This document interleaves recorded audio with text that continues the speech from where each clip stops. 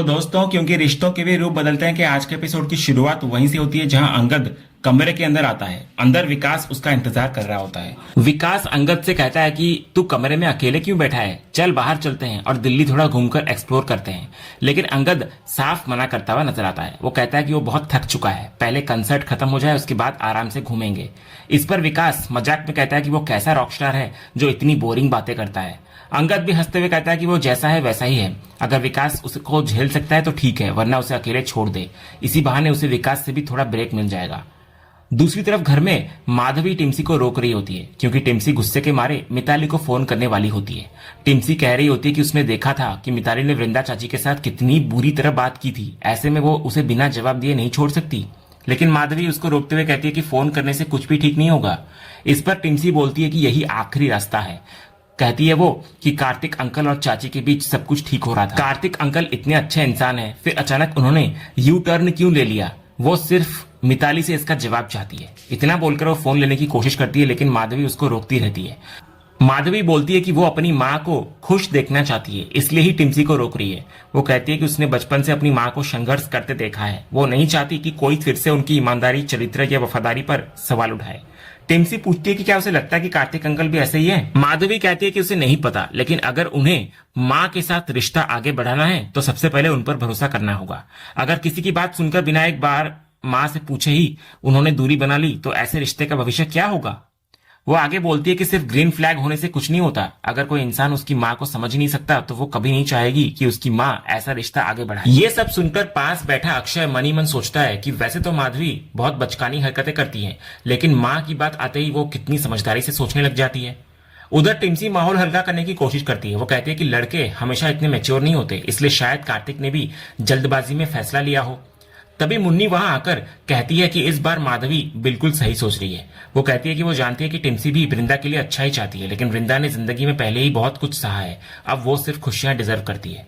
पीछे से सुप्रिया भी मुन्नी की बात का समर्थन करती है और कहती है कि अब वृंदा को और तकलीफ नहीं मिलनी चाहिए। इसके बाद टिम्सी मजाक में कहती है कि सबने उसे इतना इमोशनल कर दिया है कि अब उसे कुछ अच्छा खाना ही पड़ेगा। इतना बोलकर वो खाना ऑर्डर करने की बात करती है। इसके बाद सीन देव के घर का दिखाया जाता है। देव आरव के पीछे पड़ा होता है और उसे एक इंपोर्टेड कोरियन स्किन क्रीम लगाने की जिद कर रहा होता है। वो कहता है कि ये बहुत महंगी क्रीम है और इसे लगाने से बुढ़ापा भी जल्दी नहीं आएगा, लेकिन आरव बार बार मना करता रहता है कि उसे ये क्रीम नहीं लगानी। देव उसको डांटकर जबरदस्ती क्रीम लगाने की कोशिश करता है। तभी वहां इतने में तारा आ जाती है। वो क्रीम देखकर पूछती है कि क्या वो भी इसे लगा सकती है, तो देव धीरे से बोलता है कि इतनी महंगी क्रीम वो इसे नहीं देगा। तारा फिर भी जिद करती है और क्रीम लेने की कोशिश करती है, लेकिन देव कहता है कि वो छोटे बच्चों के लिए नहीं है। तभी आरव पूछता है कि वो भी तो छोटा बच्चा है, तो उसे क्यों लगाया जा रहा है, तो देव झुंझलाकर बोलता है कि वो ज्यादा सवाल न करे। फिर तारा को भी वो डांटकर बाहर खेलने भेज देता है। तारा उदास होकर बाहर चली आती है। ये सब सलोनी दरवाजे पर खड़ी देख रही होती है। वो तारा से पूछती है कि क्या हुआ, लेकिन तारा बिना कुछ कहे वहां से चली जाती है। इसके बाद सलोनी अंदर आकर देव से पूछती है कि उसने तारा से इतनी रूखी तरह बात क्यों की, आखिर वो भी इसी घर की बच्ची है। देव बेपरवाही से कहता है कि वो घर की बच्ची होगी, लेकिन उसकी अपनी बेटी नहीं है। तो देव की ये बात सुनकर सलोनी सोच में पड़ जाती है। उसे वो समय याद आने लगता है जब वो प्रेग्नेंट थी और देव हमेशा बेटा होने की जिद किया करता था। उसे ये भी याद आने लगता है कि उसी समय वृंदा ने जन्म के तुरंत बाद अपना बेटा उसको सौंप दिया था और कहा था कि आज से यही उसका बेटा है। इसी बीच आरव इधर भागकर सलोनी के पास आता है और उससे लिपटकर कहता है कि वो देव को मना करे, क्योंकि उसे ये क्रीम बिल्कुल नहीं लगानी। सलोनी देव के चेहरे पर भी वही क्रीम लगी देखकर पूछती कि आखिर ये कौन सी क्रीम है, तो देव बड़े गर्व से कहता है कि ये बहुत महंगी इंपोर्टेड कोरियन क्रीम है जिसको स्नेल म्यूशिन कहते हैं। ये नाम सुनकर सलोनी भी हैरान नजर आती है।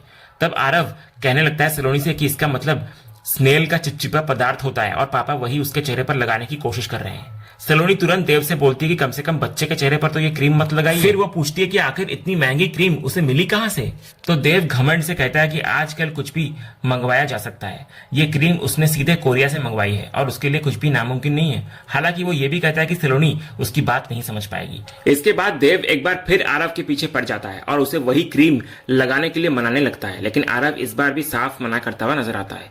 तब देव बोलता है कि ठीक है मत लगाओ, कल जब देव डैडी की स्किन बिल्कुल मिरर जैसी चमकने लगेगी तब तुम मेरे पास भागकर जरूर आओगे। लेकिन आरव फिर भी कहता है कि वो ये क्रीम कभी नहीं लगाएगा और इतना बोलकर वहां से वो भाग जाता है। आरव के जाते ही देव मुस्कुराकर बोलता है कि इतनी महंगी क्रीम का इंतजाम उसने यूं ही नहीं किया है, आखिर मिताली का इतना बड़ा काम जो उसने किया है।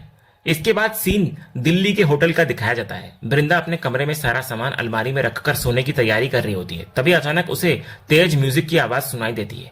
दूसरी तरफ ठीक बगल वाले कमरे में अंगद अपने कंसर्ट की तैयारी करते हुए जोर जोर से गाने की प्रैक्टिस कर रहा होता है। वृंदा इधर परेशान होकर बोलती है कि रात के 10 बजे आखिर कौन इतनी तेज आवाज में म्यूजिक चला रहा है। इसी बीच उसे ध्यान आता है कि ये तो एवी का गाना है। उसे याद आने लगता है कि नीचे होटल में लोग एवी के कंसर्ट की ही बातें कर रहे थे। वो हैरानी से सोचती है कि क्या एवी इसी होटल में और उसके बगल वाले कमरे में ठहरा है। फिर वो मन ही मन कहती है कि वो एवी से जितना दूर जाना चाहती है, किस्मत बार बार उसे उसी के आसपास ले आती है। तेज आवाज के कारण वृंदा का सिर दर्द करने लगता है। वो कान बंद करते हुए कहती है कि इतना शोर है कि वो पागल हो जाएगी। इसके बाद वो सीधे रिसेप्शन पर पहुंचती है और शिकायत करती है कि जो भी गेस्ट इतना तेज म्यूजिक चला रहा है उसका म्यूजिक तुरंत बंद करवाया जाए। लेकिन रिसेप्शनिस्ट कहती है कि उस गेस्ट ने प्रैक्टिस के लिए स्पेशल परमिशन ली हुई है। वृंदा कहती है कि उससे दूसरे लोग परेशान हो रहे हैं। इस पर वो लड़की कहती है कि अभी तक सिर्फ उसी की कंप्लेंट आई है, बाकी लोग तो शायद इस म्यूजिक का मजा ले रहे हैं।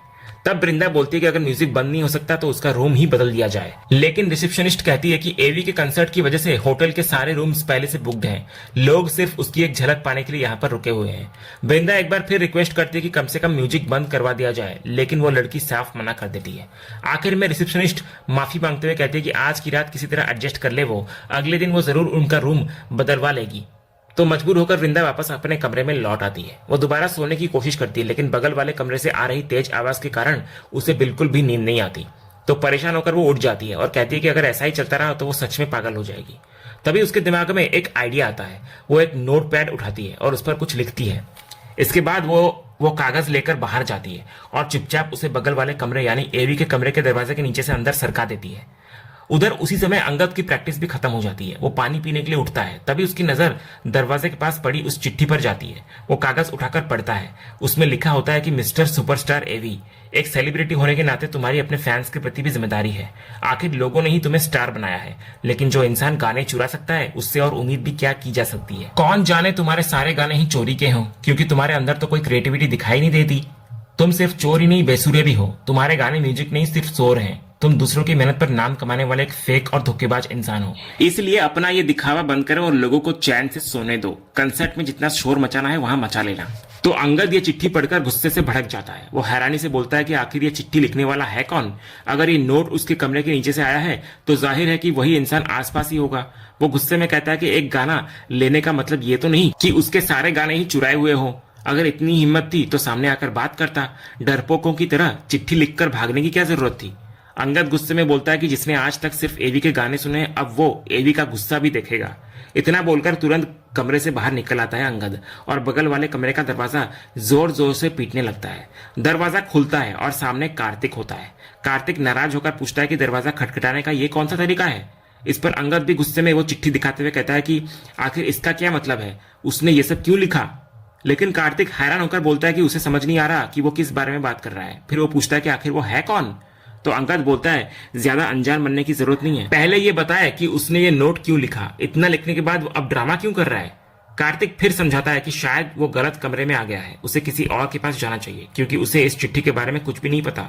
लेकिन अंगद कहता है कि वो बिल्कुल सही कमरे में आया है। उसके कमरे के बगल में यही कमरा है, इसलिए वही इस चिट्ठी को दरवाजे के नीचे से अंदर सरका सकता था। कार्तिक एक बार फिर कहता है कि वो गलत इंसान पर शक कर रहा है। उसके पास इस तरह की बेकार बातों के लिए बिल्कुल टाइम नहीं है। इस पर अंगद भी बोलता है कि क्या उसके पास बहुत समय है, गलती सामने वाले की है और उल्टा वही उसे एटीट्यूड दिखा रहा है। तभी कार्तिक कहता है कि पहले वो चिट्ठी उसे वो दिखाए। फिर अंगद वो चिट्ठी कार्तिक को देता है। चिट्ठी पढ़ने के बाद कार्तिक साफ बोलता है कि ये उसने नहीं लिखी है और वो ऐसी घटिया बातें कभी लिख भी नहीं सकता। वो आगे बोलता है कि वो खुद एवी का बहुत बड़ा फैन है, उसे एवी के गाने बहुत पसंद है और जो इंसान चिट्ठी में उसे फेक और चोर कह रहा है वो उससे बिल्कुल सहमत भी नहीं है। उसके मुताबिक एवी दिल से गाता है और वो उसके बारे में ऐसा कभी सोच भी नहीं सकता। ये सुनकर अंगद का गुस्सा थोड़ा शांत होता है। वो पूछता है कि क्या सच में ये चिट्ठी उसने नहीं लिखी। तो कार्तिक मुस्कुराकर बोलता है कि वो शुरुआत से यही समझाने की कोशिश कर रहा था। तब अंगद अपनी गलती मानते हुए उससे माफी मांगता है। वो कहता है कि उसने बिना वजह उस पर गुस्सा निकाल दिया और उसको गलत समझ लिया। इस पर कार्तिक भी हंसते हुए कहता है कि कोई बात नहीं, बल्कि अब वो उसे अच्छी तरह पहचान गया है। ये सुनते ही अंगद एक पल के लिए घबरा जाता है। उसे लगता है कि कहीं कार्तिक को ये तो नहीं पता चल गया कि वो ही असली एवी है। लेकिन अगले ही पल कार्तिक हंसते हुए कहता है कि अब उसको समझ आ गया है कि वो भी उसकी तरह एवी का बहुत बड़ा फैन है, तभी तो अपने फेवरेट सिंगर के खिलाफ ऐसी बातें सुनकर इतना गुस्सा हो गया। कार्तिक कहता है कि आजकल इतने लॉयल फैंस कहाँ मिलते हैं। फिर वो मुस्कुराकर बोलता है कि दोनों का म्यूजिक टेस्ट भी एक जैसा है, इसलिए वो बाहर जाकर कुछ पीने और साथ बैठकर बातें करने का प्लान बनाता है। अंगद भी हामी भरते हुए कहता है कि उसे भी अच्छा लगता है, लेकिन अगले दिन उसकी कंसर्ट है। इतना कहते ही कार्तिक चौंक जाता है और पूछता है कि कल कंसर्ट है। तभी अंगद को रियलाइज होता है कि उसने भी जल्दबाजी में ऐसी बात कह दी जिससे कार्तिक को उस पर शक हो सकता है। दोनों कुछ पल के लिए एक दूसरे की तरफ देखने लगते हैं और इसी सीन के साथ आज का यह एपिसोड यहीं पर खत्म होता है। तो दोस्तों, आपको आज के एपिसोड का अपडेट कैसा लगा, अपनी राय हमें कमेंट बॉक्स में जरूर बताएं। अगर आपको आज का यह वीडियो पसंद आया तो वीडियो को लाइक और शेयर जरूर करें और ऐसे ही लेटेस्ट एपिसोड के अपडेट्स जानने के लिए हमारे चैनल को सब्सक्राइब करना ना भूलें और बेल आइकन को भी जरूर दबाएं। मिलते हैं अगले एपिसोड के अपडेट के साथ, तब तक के लिए धन्यवाद।